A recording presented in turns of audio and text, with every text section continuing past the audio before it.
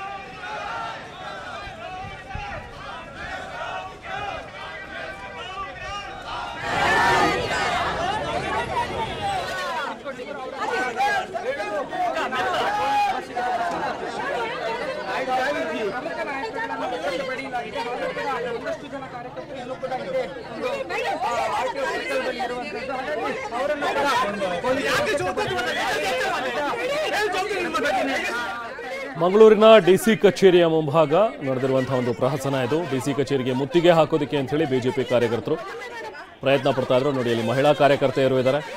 ಹಾಗಾಗಿ ಮಹಿಳಾ ಪೊಲೀಸರು ಅವರನ್ನ ಪ್ರತಿಭಟನೆಯನ್ನ ತಡೆದಿದ್ದಾರೆ. ಡಿಸಿ ಕಚೇರಿಗೆ ಮುತ್ತಿಗೆ ಹಾಕೋದಕ್ಕೆ ಬಿಡೋದಿಲ್ಲ ಅಂತ ಹೇಳಿ ಅವರನ್ನ ತಡೆದಿದ್ದಾರೆ. ಅವರೆಲ್ಲರನ್ನೂ ಕೂಡ ಈಗ ಪೊಲೀಸ್ ವಾಹನದಲ್ಲಿ ಹಾಕೊಂಡು ಬೇರೆ ಕಡೆಗೆ ಕರ್ಕೊಂಡು ಹೋಗಿದ್ದಾರೆ. ಈ ಸಂದರ್ಭದಲ್ಲಿ ಸ್ವಲ್ಪ ಮಟ್ಟಿಗೆ ಅಲ್ಲಿ ಪೊಲೀಸರ ನಡುವೆ ವಾಗ್ವಾದ ನಡೀತು, ತಳ್ಳಾಟ ನೂಕಾಟ ಕೂಡ ನಡೆಯಿತು.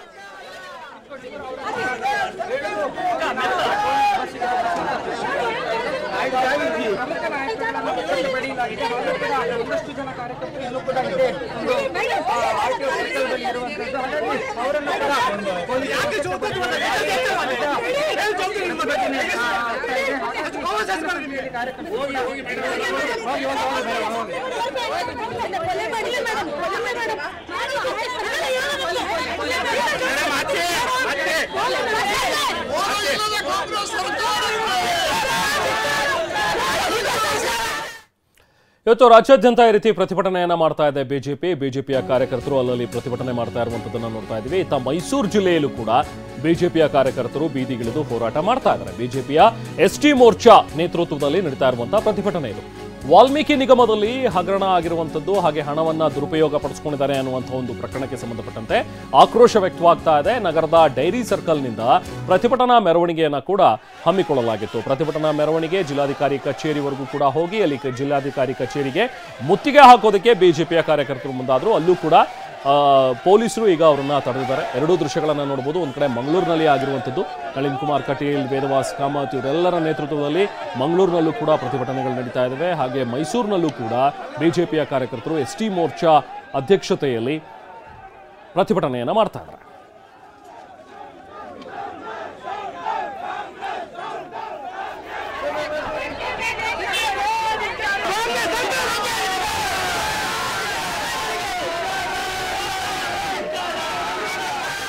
ಮಂಗಳೂರು ಮತ್ತು ಮೈಸೂರು ಭಾಗದಲ್ಲಿ ಈಗ ನಡೀತಾ ಇರುವಂತಹ ಪ್ರತಿಭಟನೆ. ಬೆಳಗಾವಿಯಲ್ಲೂ ಕೂಡ ಈ ಥರದೊಂದು ಪ್ರತಿಭಟನೆಯನ್ನು ನೋಡ್ತಾ ಇದ್ವಿ. ವಾಲ್ಮೀಕಿ ನಿಗಮದ ಅವ್ಯವಹಾರವನ್ನು ಖಂಡಿಸಿ ಬಿಜೆಪಿ ಇವತ್ತು ಕರೆ ನೀಡಿರುವಂತಹ ಒಂದು ಪ್ರತಿಭಟನೆ. ಬೆಳಗಾವಿಯಲ್ಲೂ ಕೂಡ ಬಿಜೆಪಿ ಕಾರ್ಯಕರ್ತರು ಪ್ರತಿಭಟನೆಯನ್ನು ನಡೆಸಿದ್ರು. ಡಿಸಿ ಕಚೇರಿಗೆ ಮುತ್ತಿಗೆ ಹಾಕೋದಕ್ಕೆ ಬಂದಂತಹ ಕಾರ್ಯಕರ್ತರನ್ನ ಪೊಲೀಸರು ಅಲ್ಲೇ ತಡೆದಿದ್ದಾರೆ. ಸರ್ಕಾರದ ವಿರುದ್ಧ ಧಿಕ್ಕಾರ ಕೂಗಿ ಕಾರ್ಯಕರ್ತರು ಆಕ್ರೋಶವನ್ನು ವ್ಯಕ್ತಪಡಿಸಿದ್ದಾರೆ. ಈ ಕೂಡಲೇ ಸಿಎಂ ರಾಜೀನಾಮೆಯನ್ನ ಕೊಡಬೇಕು ಅನ್ನುವಂಥದ್ರ ಬಗ್ಗೆ ಆಗ್ರಹಗಳು ಕೇಳಿ ಬರ್ತಾ ಇವೆ. ಸೊ ಬೆಳಗಾವಿಯಲ್ಲಿ ನಡೆದಂತಹ ಒಂದು ಪ್ರತಿಭಟನೆಯಲ್ಲಿ ಸಿಎಂ ಮಾಜಿ ಸಚಿವ ನಾಗೇಂದ್ರ ಅವರ ಫೋಟೋವನ್ನು ಪ್ರದರ್ಶಿಸಿ ಕಿಡಿಕಾರಿದ್ರು. ದಲಿತರಿಗೆ ಅನ್ಯಾಯ ಮಾಡಿದೆ ಈ ಕಾಂಗ್ರೆಸ್ ಸರ್ಕಾರ, ಇದು ಭ್ರಷ್ಟ ಸರ್ಕಾರ ಅಂತ ಹೇಳಿ ಆಕ್ರೋಶ ವ್ಯಕ್ತಪಡಿಸ್ತಾ ಸಿದ್ದರಾಮಯ್ಯ ರಾಜೀನಾಮೆ ಕೊಡಬೇಕು ಅಂತ ಒತ್ತಾಯಿಸಿದರು.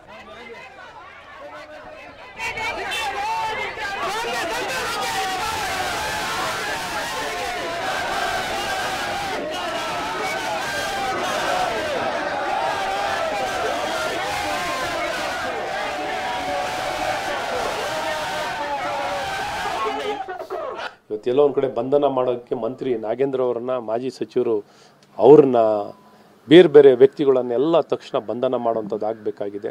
ನಾನು ಕೇಳ್ಪಟ್ಟು ಇವನ್ ಹೈದರಾಬಾದ್ಗೂ 3 ಜನ IPS ಅಧಿಕಾರಿಗಳು ಹೋಗಿದ್ರು. ಯಾವುದೇ ಇತಿಹಾಸದಲ್ಲಿ IPS ಅಧಿಕಾರಿಗಳು ಹಿಂಗೆ ಹೋಗಿರೋದು ನೋಡಿದ್ದೀರ? ಇವತ್ತು ಈ ರೀತಿ ಹೋಗಿ ಸಾಕ್ಷಿ ನಾಶ ಮಾಡೋಂಥ ಕೆಲಸಗಳು ಆಗ್ತಿದೆ ಅಂತ ಕೇಳ್ಪಡ್ತಾ ಇದ್ದೀವಿ. ಎಲ್ಲ ಒಂದು ಕಡೆ ನೀವು ತಕ್ಷಣ ಮುಖ್ಯಮಂತ್ರಿಗಳೇ ನೀವೇ ರಾಜೀನಾಮೆ ಕೊಡಬೇಕು, ನೀವು ರಾಜೀನಾಮೆ ಕೊಡಬೇಕು ಅನ್ನೋಂಥದ್ದು ಭಾಳ ಸ್ಪಷ್ಟವಾಗಿ ನಮ್ಮ ಭಾರತೀಯ ಜನತಾ ಪಾರ್ಟಿಯ ನಿಲುವಾಗಿದೆ. ಜನರು ಇದನ್ನು ಕೇಳ್ತಾ ಇದ್ದಾರೆ. ಇಷ್ಟು ಕೆಟ್ಟ ಭ್ರಷ್ಟ ಸರ್ಕಾರ ನೋಡ್ಲಿಕ್ಕೆ ಸಾಧ್ಯವಿಲ್ಲ. ಇಷ್ಟೆಲ್ಲ ವ್ಯಕ್ತಿಗಳು ಸಾಕ್ಷಿ ಕೊಟ್ಟು ಪಾಪ ಅಫಿಡವಿಟ್ ಕೊಟ್ಟಿದ್ರು, ನಾವೇ ಸ್ವತಃ ಈ ರೀತಿ ಆಗಿದೆ, ಈ ರೀತಿ ಮಾತುಕತೆ ಮಾಡಿದಂಥ ಒಬ್ಬ ಅಧಿಕಾರಿ, ಯಾರು ಒಬ್ಬ ಕರ್ನಾಟಕ ಅಡ್ಮಿನಿಸ್ಟ್ರೇಟಿವ್ ಸರ್ವಿಸ್ನಲ್ಲಿರುವಂಥ ಒಬ್ಬ ಅಧಿಕಾರಿ ಇವತ್ತಿಷ್ಟು ನೇರವಾಗಿ ಒಬ್ಬ ವ್ಯಕ್ತಿ ಆತ್ಮಹತ್ಯೆ ಮಾಡಿಕೊಂಡು ಎಲ್ಲ ಹೇಳಿದ್ರು ಇನ್ನೂ ಈ ಮುಖ್ಯಮಂತ್ರಿಗಳಿಗೆ, ಈ ಸರ್ಕಾರಕ್ಕೆ ಕಣ್ಣಿಲ್ಲ, ಕಿವಿ ಇಲ್ಲ, ಬಾಯಿಲ್ಲ, ಒಟ್ಟು ಬಂಡತನದಲ್ಲಿರುವಂಥ ಈ ಸರ್ಕಾರ ನಿಜಕ್ಕೂ ತಕ್ಷಣ ಇವರೆಲ್ಲ ಅವ್ರಿಗೆ ಸೂಕ್ತವಾದ ಜಾಗ ಯಾವುದು ಅಂದರೆ ಪರಪ್ಪ ನಗರ, ಅಲ್ಲಿ ಬಂಧನಕ್ಕೆ ಪರಪ್ಪ ನಗರ. ಮಾತುಗಳು ಇಲ್ಲಿ ಇಷ್ಟೊಂದು ಬ್ರಹ್ಮಾಂಡ ಭ್ರಷ್ಟಾಚಾರ ನಡೆದಿದೆ, ಜೊತೆಗೆ ಒಬ್ಬ ಸಚಿವರು ಕೂಡ ರಾಜೀನಾಮೆಯನ್ನು ಕೊಟ್ಟಿದ್ದಾರೆ. ಇಷ್ಟೆಲ್ಲ ಇದ್ರೂ ಕೂಡ ಇನ್ನೂ ಸರ್ಕಾರ ಮುಂದುವರಿತಾ ಇದೆ. ಇವರಿಗೆ ಭಂಡತನದ ಸರ್ಕಾರ ಇದು, ಸಿಎಂ ರಾಜೀನಾಮೆಯನ್ನು ಕೊಡಬೇಕು ಅನ್ನುವಂಥ ಒಂದು ಒತ್ತಾಯವನ್ನು ಕೂಡ ಮಾಡಿದ್ದಾರೆ. ಇನ್ನು ಮಂಗಳೂರು, ಮೈಸೂರು, ಬೆಳಗಾವಿ ಇಲ್ಲೆಲ್ಲವೂ ಕೂಡ ಬಿಜೆಪಿಯ ಕಾರ್ಯಕರ್ತರು ಪ್ರತಿಭಟನೆ ನಡೆಸಿರುವಂಥದ್ದು. ಮೈಸೂರಿನ ದೃಶ್ಯಗಳನ್ನು ನೋಡ್ತಾ ಇದ್ರಿ. ಮೈಸೂರಿನಲ್ಲೂ ಕೂಡ DC ಕಚೇರಿಗೆ ಮುತ್ತಿಗೆ ಹಾಕೋದಕ್ಕೆ ಬಂದಂಥ ಬಿಜೆಪಿ ಕಾರ್ಯಕರ್ತರನ್ನು ತಡೆದಿದ್ದಾರೆ. ಪೊಲೀಸರು ಈಗ ಒಂದಷ್ಟು ಜನ ಬಿಜೆಪಿ ಕಾರ್ಯಕರ್ತರನ್ನ ವಶಕ್ಕೆ ಪಡೆದುಕೊಂಡು ವ್ಯಾನ್ನಲ್ಲಿ ಹಾಕೊಂಡು ಕರ್ಕೊಂಡು ಹೋಗಿದ್ದಾರೆ.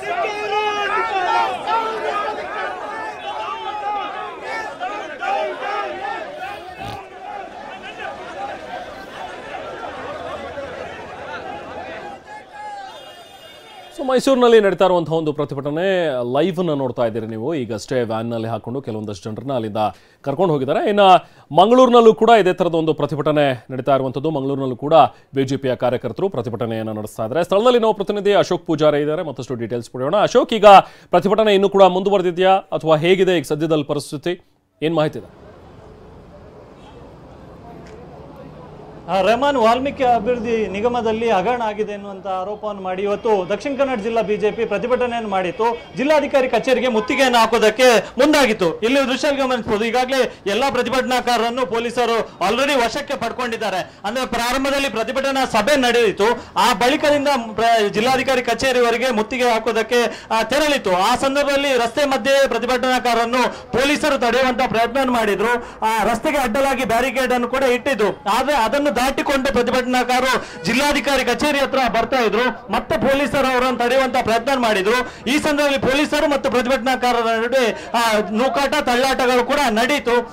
ಈಗಾಗಲೇ ಮಾಜಿ ಸಂಸದ ನಳಿನ್ ಕುಮಾರ್ ಕಟೀಲ್ ಸೇರಿದಂತೆ ಅನೇಕ ಬಿಜೆಪಿ ಕಾರ್ಯಕರ್ತರನ್ನು ಪೊಲೀಸರು ವಶಕ್ಕೆ ಪಡ್ಕೊಂಡಿರುವಂತದ್ದು.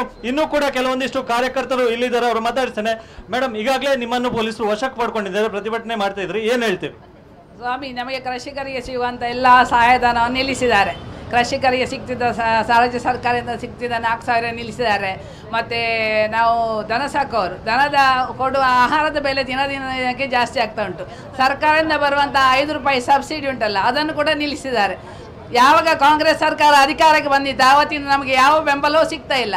ಇವರು ಖಾಲಿ ಫ್ರೀ ಬಸ್ ಕೊಟ್ಟರೆ ನಮಗೆ ದಿನ ಹೋಗ್ತದೆ ಸ್ವಾಮಿ, ನಾವು ಬದುಕಬೇಕಲ್ಲ. ನಮ್ಮಲ್ಲಿರುವ 10-40 ದನಗಳಿಗೆ ಆಹಾರ ಕೊಡಬೇಕು, ಅಲ್ಲಿ ಕೆಲಸವರಿಗೆ ಒಂದು 10 ಜನರಿಗೆ ಆದರೆ ಕೆಲಸ ಕೊಡ್ತಾ ಇದ್ದೇವೆ, ಅವರಿಗೆ ಒಂದು ಸಂಬಳ ಕೊಡಬೇಕು, ಅಥವಾ ಜನರಿಗೆ ಬೇಕಾಗುವಂಥ ಕೆಲಸವನ್ನೇ ನಾವು ಮಾಡೋದು, ವಿರುದ್ಧ ಅಂತ ಮಾಡೋದಂತ ಎನಿಸೋದಿಲ್ಲ. ಅದಕ್ಕೆ ಬೇಕಾದ ಬೆಂಬಲ ನಮಗೆ ಸರ್ಕಾರದಿಂದ ಸಿಗಬೇಕು, ಖಂಡಿತವಾಗಿ ಸಿಗಬೇಕು. ಇಲ್ಲಾಂದರೆ ಅವರು ಮನೆಗೆ ಹೋಗಲಿ, ಯಾಕೆ ನಮಗೆ ಸಹಾಯ ಮಾಡೋದು ಸರ್ಕಾರ ನಮಗೆ ಯಾಕೆ ಬೇಕು? ನಮಗೆ ಇವತ್ತು ಹೋರಾಟಕ್ಕೆ ಏನು ಅವರಿಂದ ಏನೇ ನಮಗೆ ಅನ್ಯಾಯ ಆಗಲಿಲ್ಲ, ನಮ್ಮ ಹೋರಾಟ ಚೆನ್ನಾಗಿ ಆಯಿತು. ಆದರೆ ಇದು ಸರ್ಕಾರ ನಮ್ಮ ಕೆಳಗೆ ಬೀಳಬೇಕು, ಸಿದ್ದರಾಮಯ್ಯರು ಇಳಿಬೇಕು ಅಷ್ಟೇ. ರೆಹಮಾನ್ ಇನ್ನೂ ಕೂಡ ಕೆಲವೊಂದಿಷ್ಟು ಪ್ರತಿಭಟನಾಕಾರರು ಇಲ್ಲೇ ಉಳ್ಕೊಂಡಿದ್ರು. ಆದರೆ ಬಹಳಷ್ಟು ಪ್ರತಿಭಟನಾಕಾರರನ್ನು ಈಗಾಗಲೇ ಪೊಲೀಸರು ವಶಕ್ಕೆ ಪಡ್ಕೊಂಡು ಕರ್ಕೊಂಡು ಹೋಗಿದ್ದಾರೆ. ಈಗಾಗಲೇ ಪೊಲೀಸರು ಪರಿಸ್ಥಿತಿಯನ್ನು ನಿಯಂತ್ರಣಕ್ಕೆ ಪಡ್ಕೊಂಡಿದ್ದಾರೆ. Rehman. Okay, thank you Ashok. ನಾವು ಕೂಡ ದೃಶ್ಯದಲ್ಲಿ ಗಮನಿಸ್ತಾ ಇದ್ವಿ, ಈಗಷ್ಟೇ ಆಕ್ರೋಶವನ್ನು ವ್ಯಕ್ತಪಡಿಸ್ತಾ ಇದ್ದಂತಹ ಒಂದಷ್ಟು ಜನ ಮಹಿಳೆಯರು ಹಾಗೆ ಒಂದಷ್ಟು ಜನರನ್ನ ಈಗಾಗಲೇ ವ್ಯಾನ್ನಲ್ಲಿ ಹಾಕಿ ಕರ್ಕೊಂಡು ಹೋಗಿದ್ದಾರೆ. ಪ್ರತಿಭಟನಾಕಾರರನ್ನು ಈಗ ಚದುರಿಸಿದ್ದಾರೆ. ಸೊ ಸದ್ಯಕ್ಕೆ ರಾಜ್ಯಾದ್ಯಂತ ಹಮ್ಮಿಕೊಂಡಿರುವಂತಹ ಒಂದು ಪ್ರತಿಭಟನೆ ಪ್ರಮುಖವಾಗಿ ಮಂಗಳೂರಿನಲ್ಲಿ, ಮೈಸೂರಿನಲ್ಲಿ ಹಾಗೆ ಬೆಳಗಾವಿಯಲ್ಲೂ ಕೂಡ ಇದೇ ಥರದ ಒಂದು ಪ್ರತಿಭಟನೆಗಳು ನಡೀತಾ ಇವೆ. ವಾಲ್ಮೀಕಿ ನಿಗಮದಲ್ಲಿ ಅಕ್ರಮ ಮಾಡಿದೆ ಸರ್ಕಾರ, ಬ್ರಹ್ಮಾಂಡ ಭ್ರಷ್ಟಾಚಾರದಲ್ಲಿ ಮುಳುಗು ಹೋಗಿದೆ ಸರ್ಕಾರ, 1 ವರ್ಷದಲ್ಲೇನೆ ಇಷ್ಟೆಲ್ಲ ಭ್ರಷ್ಟಾಚಾರದ ಆರೋಪಗಳು ಸರ್ಕಾರದ ಮೇಲೆ ಬರ್ತಾ ಇವೆ. ಹಾಗಾಗಿ ಸರ್ಕಾರ ನೈತಿಕತೆಯ ಮೇಲೆ ರಾಜೀನಾಮೆಯನ್ನು ಕೊಡಬೇಕು, CM ರಾಜೀನಾಮೆ ಕೊಡಬೇಕು ಅನ್ನುವಂಥ ಒಂದು ಆಗ್ರಹಗಳು ಕೇಳಿ ಬರ್ತಾ ಇವೆ.